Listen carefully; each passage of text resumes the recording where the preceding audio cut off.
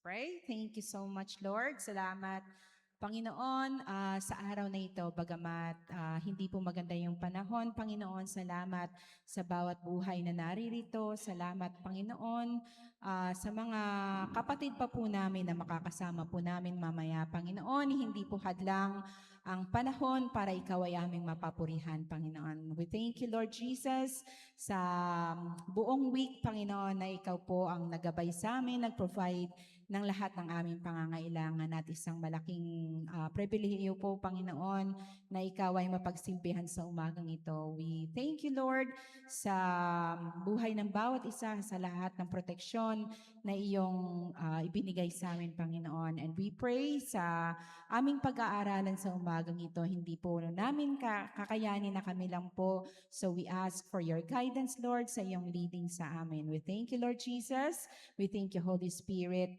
Gabayan niyo po kami. Kayo po ang pumagitna, manguna sa aming gawain sa umagang ito. This we pray in Jesus' name. Amen. Thank you, Lord. Ayun, pasok na siya. So, yung i-discuss po natin sa ikapang-apat po ng ating ano po kasi? Yung sa 16 fundamental po ng ating Faith Assembly of God. So, yung pang-apat po dito na i-discuss is yung pagkakasala ng tao. O yung sinasabi po natin in English, the fall of man. So, pag sinabi po nating fall of man, ang una po nating naaalala ay ang ito pong larawan. Dahil sila po yung unang nagkasala, ang unang hindi tumupad sa utos ng Panginoon. So, pagkakasala ng tao, the fall of man. So, now sa ating pasimula sa paglalang ng tao. Okay, in Genesis chapter 1 verses 26 to 27. Sabi po dito, nilalang ng Diyos ang tao ayon sa kanyang wangis. So tayo lang po yung ayon sa wangis ng Panginoon. Kaya tayo po ay napaka-special po sa Kanya. So hindi man kahit yung mga anghel sa langit ay hindi po kawangis ng ating Panginoon. Tayo lang po. So isang malaking privilege sa atin para magkaroon tayo ng kaparehong mukha ng ating Panginoon. So, may tatlong aspeto po ito, yung paglalang sa tao in espiritu, kaluluwa, at katawan. Ito po yung tatlong aspeto niya. Spirit, soul, and yung physical body po natin. Okay, so yung kalagayan ng tao, bago po magkasala ang mundo, yung kalagayan po ng tao ay mabuti, matuwid, at walang kasalanan. So tayo po ay pure, walang bahid ng kasalanan. At ang sabi po dito, ang lahat ng nilalang ng Diyos ay mabuti. Mabuti tayong lahat, walang bahid ng kasalanan. So yun po yung kalagayan ng tao bago pa pumasok yung pagkakasala. Okay, so now for our statement of faith number 4. Ang sabi po dito, tayo ay naniniwala na ang tao ay nilalang ng Diyos na mabuti at matuwid. Subalit, ang tao ay kusang loob na nagkasala. At dahil dito ay nagdarana siya ng physical at spiritual na kamatayan. So, gaya po ng sinabi kanina, tayo po ay matuwid, walang bahid ng kasalanan. Pero kusang loob po nating pinili na magkasala. At dahil po dito, tayo ay magkakaroon ng physical at ng spiritual na kamatayan. So ito ay nangangahulugan ng pagkahiwalay sa Diyos. Okay? So yung kamatayan na yon ang meaning na tayo ay mahihiwalay sa Panginoon. Okay? Dahil sa kamatayan, dahil sa ating mga kasalanan. So, yung pagkahulog, paano po yung pagkahulog nun? In Genesis 3, doon po natin makikita yung pagkahulog, the fall of man, pagkakasala ng tao. Yung sa Genesis 3, dito din pinahayag yung unang kasalanan ng tao. So, yung panliling lang ni Satanas, ito po ay nakapaloob din sa Genesis 3, yung pagkahulog ng tao sa kasalanan, and then naghatol ang Panginoon. At pinaalis si Adan and Eve doon sa Eden. Okay, dahil sa hindi na nila deserve yung lugar na yon po, kung saan lahat ay libre, lahat ay abundant, 'di ba? Lahat sapat. Wala kang gagawin. Kailangan mo lang, yun, ilid mo lang yung mga halaman, yung mga hayop doon. Tapos pitas at kain ka lang maliban sa nasa gitna na mansanas. So yun lang. Napakaganda po ng buhay nila. Hindi po sila kailangang maghirap. Pero dahil sa pinili po nila yung magkasala, hinatulan sila ng Panginoon at pinaalis sa Eden. So yung resulta po nun, may physical at spiritual na kamatayan dahil sa ating pagkakasala. Gaya po nung explain po natin last time na yung sin is nakapagitna between tao and Diyos. So dahil sa sin natin, tayo ay may pagkakahiwalay sa ating Panginoon. So at dahil din sa ating sin, doon pumapasok yung kamatayan bilang kapatawaran sa ating kasalanan. Bilang kapalit, okay, ng ating mga kasalanan. So yun, kalayaan ng tao. Ang tao ay malaya. Gaya po kanina ng tanong ni Sister, yes, Sister Aria, na pinahintulutan ng Panginoon yung pagkakasala nila. So, yun po. Nagkaroon po ng kalayaan, free will, nagkaroon ng choice yung mga tao. At ginamit po nila sa maling paraan. Kaya nagdala ito ng kasalanan. Kaya dahil sa kasalanan natin, pumasok yung kamatayan.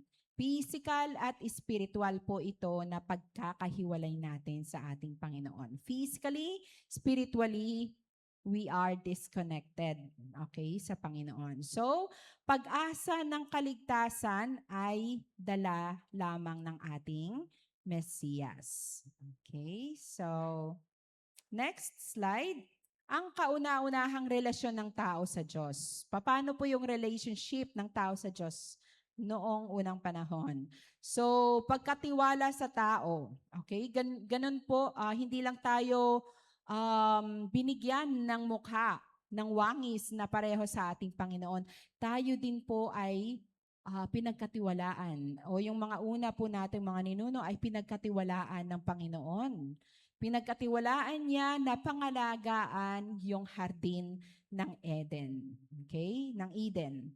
So yung tao ay buhay na kaluluwa, hiningahan ng Diyos ng hininga ng buhay. So ganun po yan sa Genesis 2:7, tayo ay buhay na kaluluwa.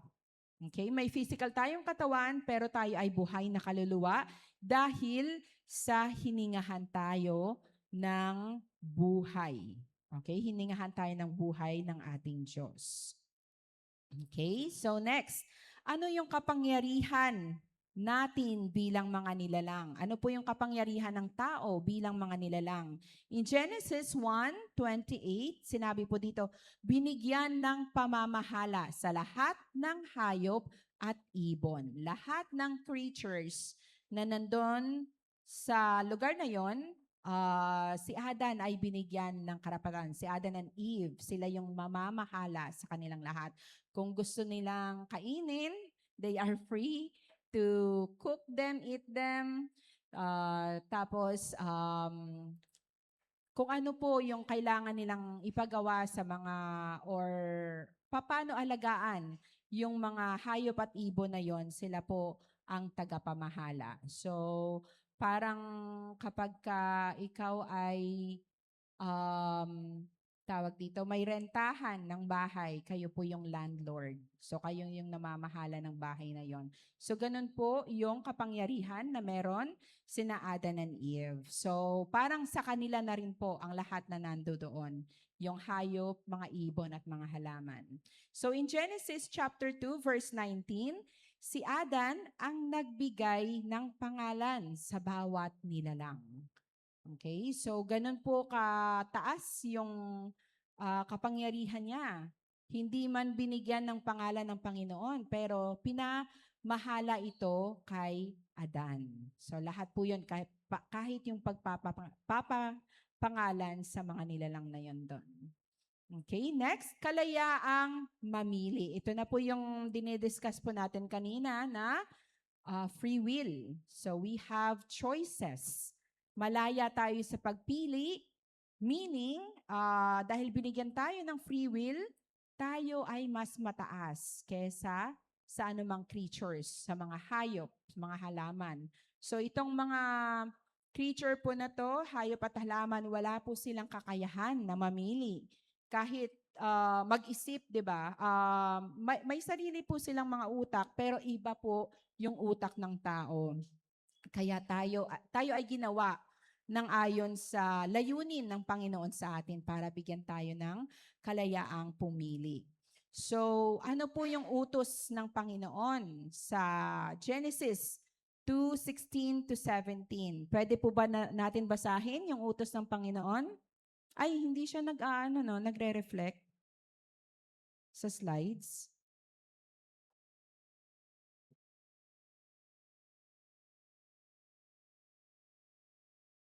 Ayun, utos ng Panginoon. Okay, sa copy po natin, ano po yung utos ng Panginoon sa Genesis 2:16 to 17?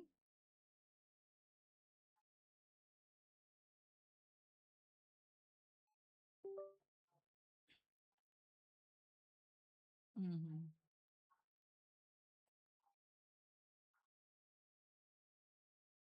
Yes. Thank you po, sister. So, yung tanging habilin, tanging utos ng Diyos, sabi niya, malaya ka. Lahat ng gusto mong kainin, pwede dyan. May isa lang na punong kahoy. Huwag kang kakain sa punong kahoy na ito dahil magkakaroon ka ng pagkakakilala ng mabuti at masama. Okay? So, yun yung tanging habilin, tanging utos ng Diyos. So, yung punto po dito, ang pagsunod ay dapat kusang loob at hindi sa pilitan. So, binigyan tayo ng utos ng Panginoon, gaya po ng Ten Commandments, ano po. So, parang ganoon din po kay Adam and Eve, huwag kang kakain. Pero, may free will ka. Kung gusto mong kumain, ito yung resulta. Okay? Pag hindi ka kumain doon, mananatiling maayos ang iyong buhay. Hindi ka magkakaroon ng kasalanan. So, yon. So, hindi siya sapilitan. Hindi sinabing paparusahan ka kapag kinain mo ito. Yung sabi lang doon, magkakaroon ka ng pagkakakilala ng mabuti at masama. So, hindi pa po nila alam na yun po ay magkakaroon ng marka ng kasalanan po sa kanila. So, yon. Ayon naman po kay William Menzies, ang kalayaang pumili ay mahalagang bahagi ng personalidad natin bilang tao. At kapag inalis po ito, nawawala ang tunay na pagsunod sa Diyos. Meaning, magiging sapilitan yung ating pag-follow sa ating Panginoon. So, we have free will. Kasi kapag ginusto at niloob mo, ginusto mo yung kalooban ng Panginoon, dun ka sa kalooban ni Lord. Sumusunod ka sa kanyang kalooban. Pero, pag pinili mong sumuway, you are free to do that as well. So, may choice ka. Okay? So, hindi sa pilitan na dito ka dapat. Ito dapat yon. So, ang Panginoon nagbigay sa atin ng kalayaang mamili. Okay, ano po yung ating pinili? Dahil nandito po tayo, pinili po natin yung kalooban ng Panginoon. Thank you, Lord. So, yung paglilin lang ni Satanas, the deception of Satan. Okay, so yon, utos ng Diyos, malaya sa lahat ng bunga, maliban lamang sa punong kahoy ng pagkakilala ng mabuti at masama. So, ito po yung binasa kanina ni Sister Sister Julie, na lahat pwedeng kainin maliban sa punong kahoy na nagbibigay ng kaalaman kung ano yung mabuti at masama. So yun, dahil doon, nagkaroon ng pagkilos yung ahas. Dahil meron ng commandment, may utos na yung Panginoon. So anong gagawin ng kalaban? Yes, tukso. Layuan mo ako. So yun, kumilos yung ahas. Ano po ang nangyari doon? Ginamit ni Satanas ang ahas na siyang tuso sa lahat ng hayop. At sa panahong yon, ang ahas ay maamo at pangkaraniwang nilalang lamang. Pero napakatuso po niya. At dahil sa karakter na yon ng ahas, siya siguro yung pinili na Satanas kasi magaling siya, matuso siya. At maamo. Yun po. So parang malilin lang tayo, wow. Parang maamo to ah. So parang napapasunod ka niya. So ang dito sa Genesis chapter 3, 1 to 6, basahin ko po to ah. Yung ahas, yung pinakatuso sa lahat ng hayop na nilikha ng Panginoong Yahweh. Isang araw, tinanong nito yung babae, totoo bang sinabi ng Diyos na huwag kayong kakain ng anumang bungang kahoy sa halamanan? Sumagot naman yung babae, ito po si Eva. So, maaari naming kainin ng anumang bunga sa halamanan, huwag lamang ang bunga ng puno na nasa gitna niyon. Sinabi ng Diyos na huwag naming kainin o hipuin man ang bunga nito. Kung kami raw ay kakain nito, mamamatay kami. So, ngunit sinabi ng ahas, hindi totoo yan. Hindi kayo mamamatay. Sinabi lang yan ng Diyos sapagkat alam niyang kung kakain kayo ng bunga niyon, ay magkakaunawa kayo. Kayo'y magiging parang Diyos at malalaman ninyo ang mabuti at masama. So in 6, ang punong kahoy ay napakaganda sa paningin ng babae. Dahil pag nakita mo nga naman yung mansanas, matatakam ka, di po ba? So yon at sa kanyang palagay ay masarap ang bunga nito. So nagkaroon ng curiosity po na siguro masarap to. So kailangan kong matikman to. Naisip din niya na kahanga-hanga ang maging marunong. Dahil sinabi po ng ahas na magiging parang Diyos ka. Malalaman mo yung mabuti at masama. So gusto ni Eva na magkaroon ng ganong karanungan. Kaya't pumitas siya ng bunga, kumain nito, binigyan ng asawa at kumain din nito. So ganun po lagi yung pagkakasala po, no? Masyado po siyang parang nakakatakam. Madaling gawin, nakakatakam, at talagang mapipilitan kang subukan. Ano po? So yun po yung tukso ng kalaban. And so next, pagbaluktot ng utos. Yung ginawa po ng ahas nung time na yon, ano po yung ginawa niya? Dinagdagan, binawasan at binago ang bilin ng Diyos upang malinlang ang tao. Okay? So ano po yung layunin? Kaya ginawa yun ng ahas upang magdulot ng pagdududa at pagsuway. Okay? So doon po tayo na nagfo-fall lagi dahil yung isip natin puno ng pagdududa at laging mas madaling gumawa ng kasuway-suway na mga bagay kaysa sa sumunod sa kalooban ng Panginoon. So yung mga dapat nating tandaan po sa aralin na ito. Okay, so discuss po natin pamamaraan ni Satanas. Si Satanas po ay laging nagmamasid at naghahanap lamang ng pagkakataon. Gaya po ng ginagawa ng ahas po, no? So yon, mayroong kasunduan sa Panginoon at saka kina Adan and Eve. At habang ginagawa po nila yung kasunduan na yon, ay nagmamasid lamang yung ahas, naghahanap ng kanyang pagkakataon. At in 2 Corinthians, sabi dito, si Satanas ay maaaring magkunwaring anghel ng kaliwanagan. So in 2 Corinthians 14:15, sabi dito, at hindi naman niya nakapagtataka dahil maging si Satanas ay nagkukunwaring anghel ng Diyos na nagbibigay ng liwanag. Kaya hindi rin nakapagtataka na ang kanyang alagad ay magkunwari ding mga alagad ng katuwiran. Okay, so alam po natin ito, yung mga false prophet po, di po ba? So nagkukunwaring alagad ng katuwiran, ngunit alagad pala ng kadiliman. Okay, pero darating yung araw po na paparusahan ang lahat ng kanilang mga ginagawa. Okay? So wala pong kasalanan na walang kaparusahan. Okay? So next, pagkakataon kay Eva. So, 'di ba nagmamasid po lagi yung ahas, naghahanap ng pagkakataon. Anong ginawa ng ahas? Sinamantala po niya yung kawalan ni Adan. Kasi si Adan yung leader ng family, 'di ba? Kasi lalaki po. So dahil wala yung leader na siyang pangunahing pinagbilinan ng Diyos, hoy, pagkakataon ko ito para maninlang si Eva. So yun po. And then si Eva naman ay nagkaroon ng pagdududa at pagtataka sa utos ng Diyos. Bakit ganito? Bakit hindi pwede? 'Di ba lagi nang tanong sa isip natin, bakit hindi pwede? Subukan ko nga. Okay, sinabi na nga sa yung hindi pwede, susubukan mo pa. So, mapupunta ka talaga sa kasalanan. And then, next, pagbaluktot ng utos.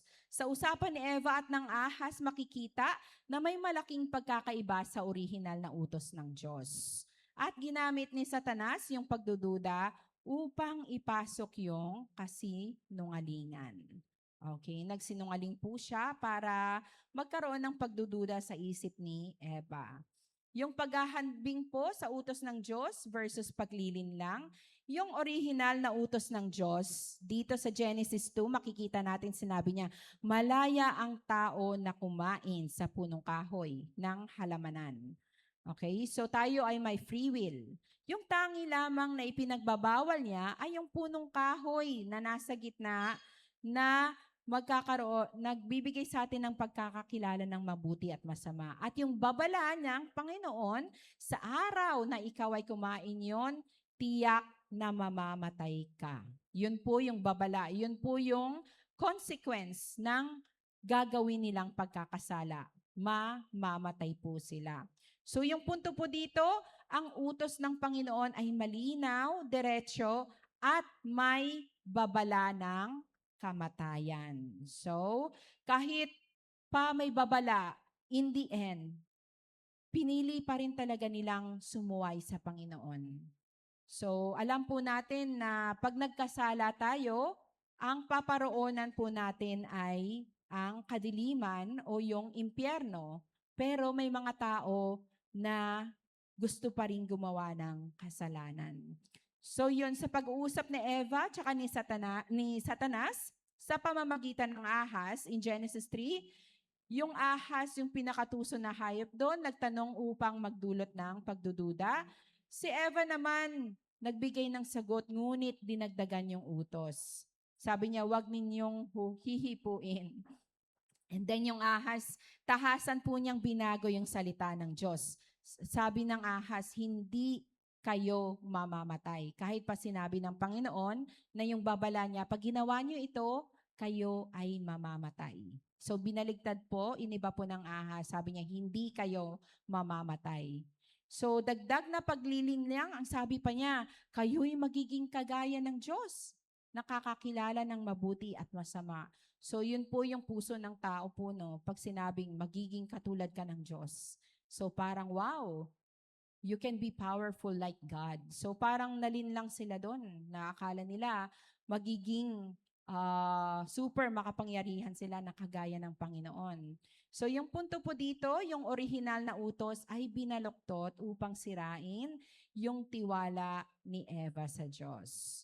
So yung mahalagang aral, punta na po tayo sa mahalagang aral sa ating lesson this morning. Yung sabi po dito, yung salita ng Diyos ay dapat manatiling buo, malinaw at hindi baluktot.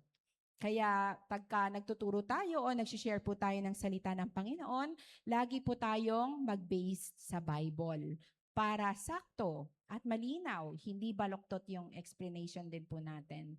And then, pagliling lang ni Satanas ay laging nakatuon sa pagdududa at pagsira sa tiwala ng Diyos. Paano tayo nililinlang?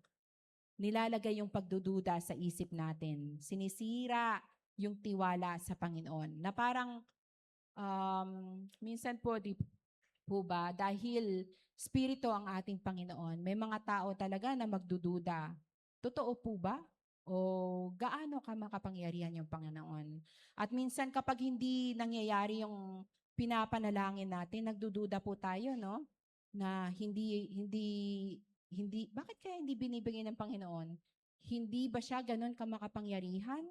So, nagkakaroon tayo ng pagdududa, nasisira yung tiwala natin sa Panginoon. At yun po ang gustong mangyari ng ating kalaban. Yun ang gustong mangyari ni Satanas.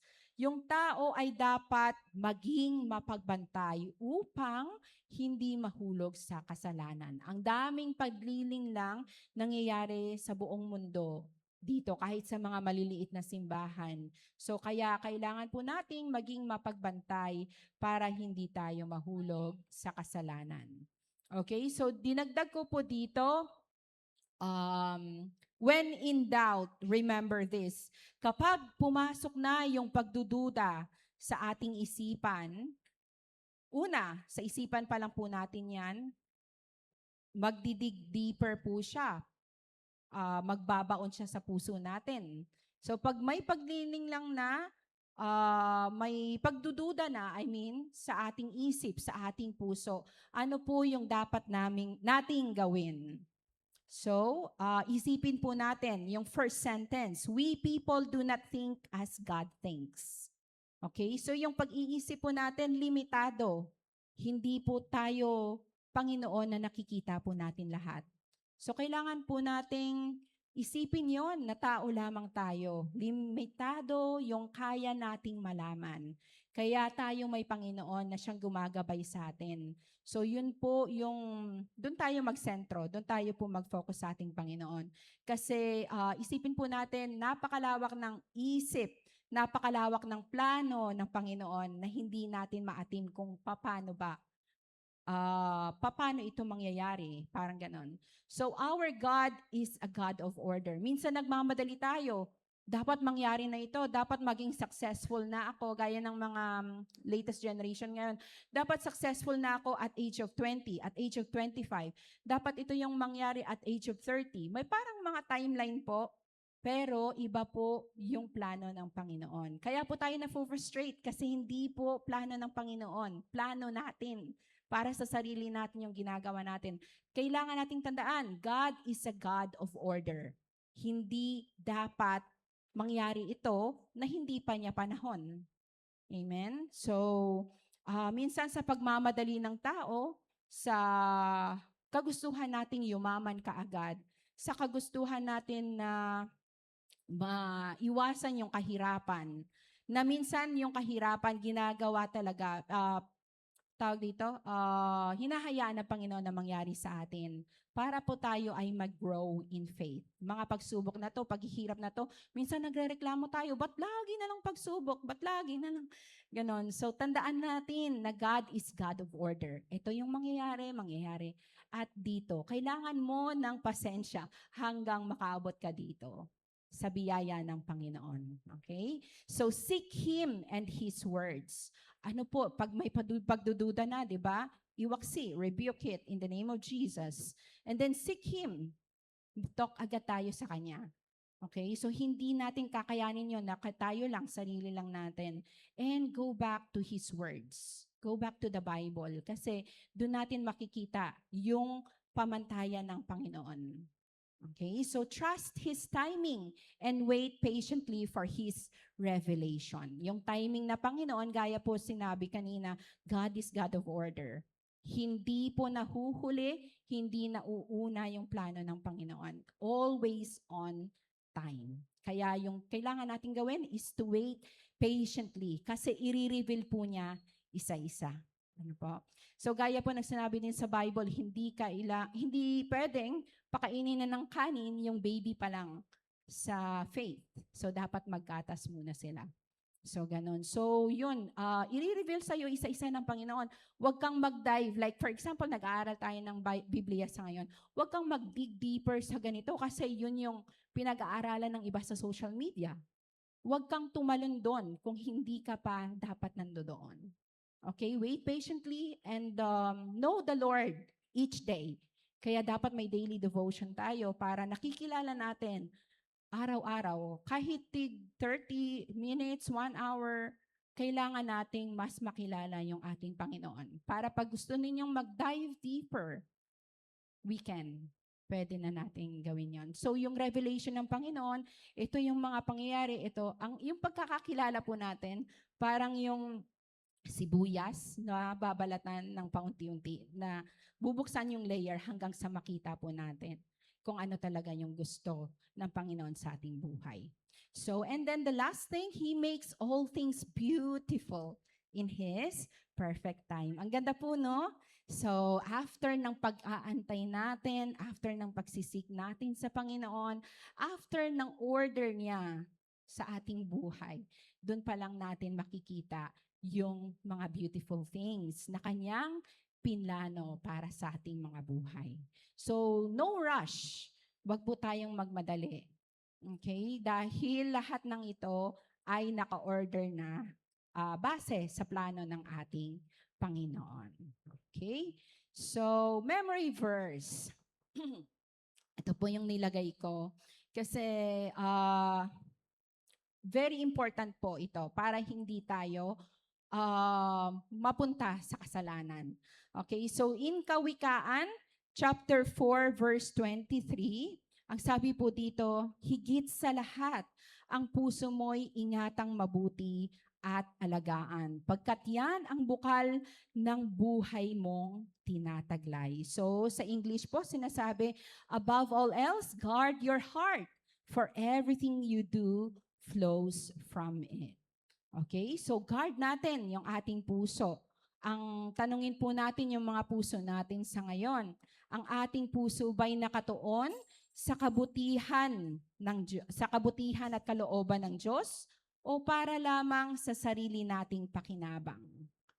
Yung nais po ba ng ating puso ay luwalhatiin ng Panginoon o inuuna natin yung sarili nating kagustuhan? At tanungin po natin yung puso natin, tama pa po ba yung laman ng mga puso natin? Okay? So lagi po nating isipin lahat ng nasa puso natin, sa isipan natin, dapat nakapaloob po sa kalooban ng ating Panginoon. Okay? So tayo na po, end na po tayo dahil 10:00 na po. So let us end with a prayer. Hallelujah. Thank you, Jesus. Maraming salamat po sa mga salita mo na aming napag-aralan sa umagang ito, Panginoon. Unang-una sa lahat, Panginoon, pinasisiyasat po namin ang aming mga puso. Gusto po namin na ang lahat ng laman nito ay tanging kalooban mo lamang, Panginoon. Lahat po ng hindi galing sa iyo, winawaksi po namin sa pangalan ni Jesus. Sa pangalan ni Jesus, tanggalin niyo po ang lahat ng bagay o lahat ng plano, lahat ng hindi nanggagaling sa iyo, Panginoon. At ilagay mo po yung perfect order po ng iyong kalooban para sa aming mga buhay. We thank you, Lord Jesus, because we believe na we can always trust you with our future. Nagawa mo na po at napaghandaan mo na po yung aming kinabukasan, kaya wala kaming dapat ipangamba, ipag-alala.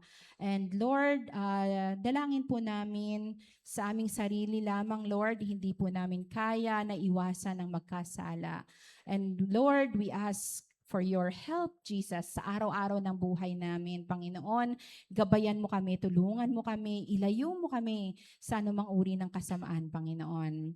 We thank you, Lord Jesus, and dalangin namin na yung buhay namin sa araw-araw, that we would continue to seek you, Lord, and your words, nang sa gayon ay maging maayos, maging in order po ang pangyayari sa aming mga buhay. We thank you, Lord Jesus, sa iyong kapurihan, kapasalamatan, Lord. Tinataas namin ang iyong pangalan sa umagang ito. In Jesus' name we pray.